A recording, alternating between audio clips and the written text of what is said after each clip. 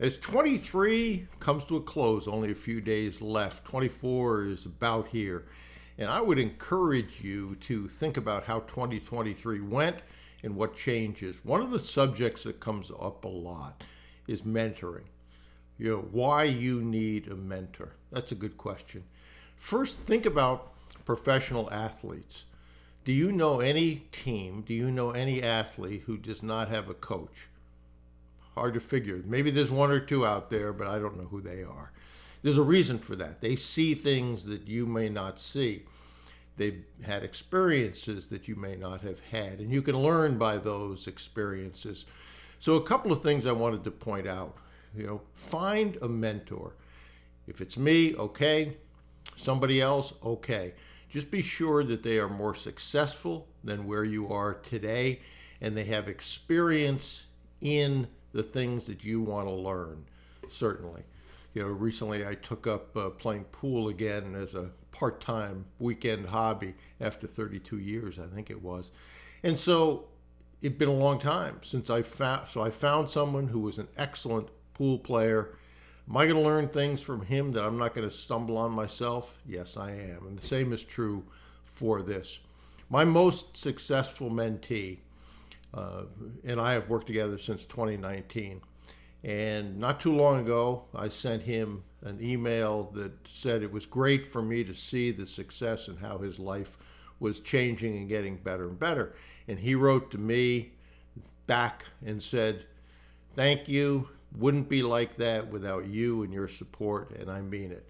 Now, he did the heavy lifting. That's important to remember. But it's also important to remember that he surrounded himself with people who could help him get to where he needed to get to. None of us do this alone. The team is what allows you to succeed.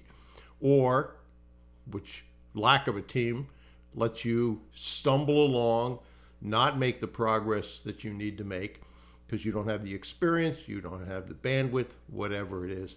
I recently got an email from someone who said, "How do I duplicate the success of your most successful mentee?" And I said, well, that's an interesting question. I have no idea who you are. I have no idea what's important to you, what your work ethic is, and I make no guarantees about someone's success. That's primarily, once you know the steps, that's on you to do the work. But I said to him, surround yourself with good people, know what you need to do, follow the steps, and then keep a positive attitude. Don't let setbacks send you packing, and a little bit of luck doesn't hurt as well. So I say to him that there is the Acquisition Advantage Boot Camp. If you don't have that and don't know the steps, go over to my website and grab that. Knowing the steps is critical. And I told him that night there was a live Q&A that he could attend, and that would be a good first step for him. He chose not to do that. I then got an email from him again, and basically what he was saying was and why I have no idea, but he was focused on words. You say mentee, shouldn't it be protege? The vast majority of people say AXK, A-X-K, not the vast majority, 15%, he said. Instead of ask. Now, are those important? To some people they're important. Is it important to those things to figure out how to duplicate the most successful mentee? No, it's not. And that's a good example of why a mentor would say, why are you focused on that? Oftentimes, just a simple change can change the results pretty significantly. I've got a mentee who was talking to financial institutions, and he says, I can't get any of them to ask or accept seller equity, seller finance as mine. I said, well, what are you saying? He said, I'm saying exactly what you said. Well, tell me exactly what you say. I asked the question whether seller equity, seller finance can count as part of our equity. I said, well, that isn't exactly what I said. You chose a word that I don't use, part. So what's that mean to a banker? Where's the other part, if that's part? As opposed to just saying some financial institutions will count seller equity, seller finance as our equity. That's advantageous, lets us grow faster. What's your bank's philosophy on that. Now, you're also saying other banks do it, which is true. Not all, but other banks do it. And so they're not the only one. They want to be in that club oftentimes. But that's an example of, with a mentor-mentee relationship, how I was able to take a look at that and say, okay, change that one word. The next week he said, yeah, I had 4 conversations with bankers. None of them asked me that question after I said it without the part, quote unquote, in it. So it's important to remember those things. It's important to remember how a mentor can help you. I've had 2 mentors primarily, one that taught me this process that I still am in business with, and a second in the beginning of my career that taught me an incredible amount about sales, customer interactions, focus, going after high ticket, big opportunities, all of those things. The second one recently passed away at the age of 85. The first one's still alive and kicking. So I have mentors. I would encourage you to have mentors.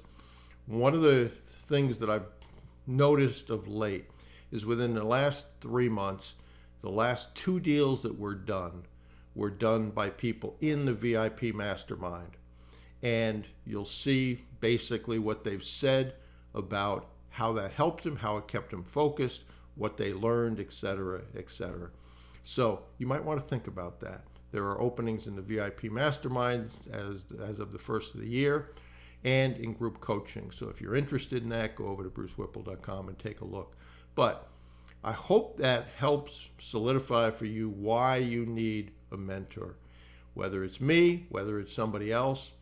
But you probably don't have the experience that a mentor would have and will help you avoid anyway, the mistakes that you would make if you just bumbled along and tried things. So often, just that input can make a massive shift in your performance. So think about that. Think about 2024.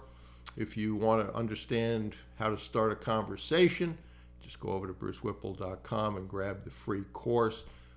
Conversation starters. You can go there directly, brucewhipple.com/get class. But that's free. That'll give you some good ways to start a conversation, which a lot of people struggle with. So, Happy New Year. Do things differently if what you have been doing isn't working for you. If it is working for you, do more of it and stay focused on what's important and eliminate the distractions on what draws you from focusing on what's important. Happy New Year. Keep pushing. Talk to you in 2024.